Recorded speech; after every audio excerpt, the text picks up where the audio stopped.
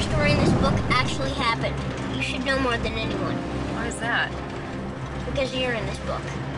Everything we love will be ripped from us while we suffer for all eternity. Why did you do this? Because this is my happy ending. Once Upon a Time makes a lot of sense when you see it, and it's very difficult to describe.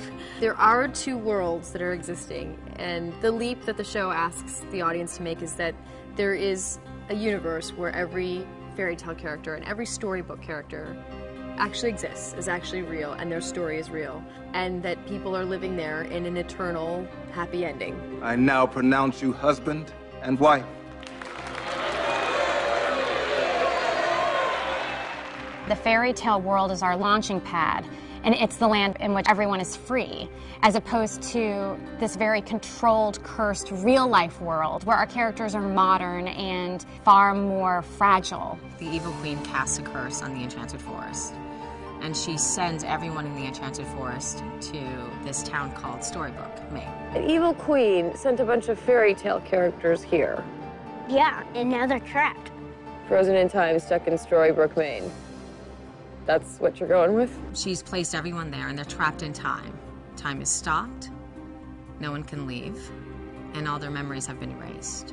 I mean, the curse is that we have forgotten who we are and who we love, and we have forgotten what makes us happy. And so within those limitations, we had to create very real, relatable, modern-day characters. Look, I gave the book to him because I wanted Henry to have the most important thing anyone can have. Hope.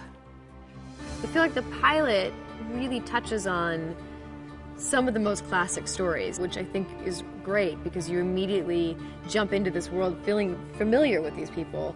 You know, you're dealing with Snow White and Prince Charming and Jiminy Cricket and Pinocchio and Geppetto, and these are characters that I think are so iconic that you start off feeling like you know these people better than you really do. I play Prince Charming. I like to think of him as a prince of the people.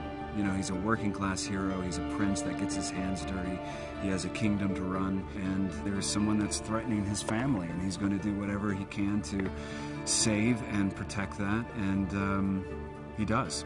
It is challenging to create two characters based on the same person. I mean, you have to believe that, for instance, with me, that Sister Mary Margaret Blanchard is Snow White and has just forgotten who she is. You don't know anything about this, do you? No, unfortunately not. Never have given him that book. There is a core difference, especially visually, between these two worlds. The fantastical world is very colorful and bright and elaborate, and then you have Storybook, which is very dark and dreary and raining, and the only color in the whole town is the mayor's house. But apart from that, it's very dark. What's the name? Swan. Emma Swan. Emma. What a lovely name. I'm excited to see, as the show keeps going, how they start to bring up more of the fairy tales that you might not know as well, or maybe haven't been as talked about, or haven't been redone in as many different ways as Snow White has been. So I think that'll be the fun of it, is sort of seeing how all these fairy tales get revealed and how they all end up connecting together. We've got an amazing season in store for you, so please tune in to Once Upon a Time on ABC.